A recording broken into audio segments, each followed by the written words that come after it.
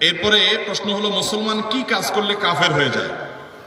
মুসলমান সে যদি ইসলামের কোনো বিষয়কে অস্বীকার করে, আল্লাহর কোনো বিধানকে নিয়ে তাচ্ছিল্য করে, ব্যঙ্গ করে, তখন সে কি হয়?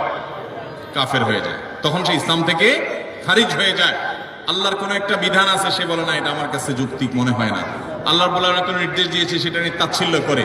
অনেক সময় দেখবেন যুবকরা নিজের কোনো এক বন্ধু দাড়ি রেখেছে, আপনি দাড়ি রাখেন নাই।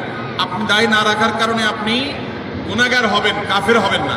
কিন্তু কেউ দাড়ি রেখেছে, তার দাড়িকে অপমান করে, অপদস্থ করে, তাচ্ছিল্য করে কোনো কথা বললেন, সাথে সাথে কি হবে? ঈমান চলে। এটা খুব ডেঞ্জারাস একটা বিষয়।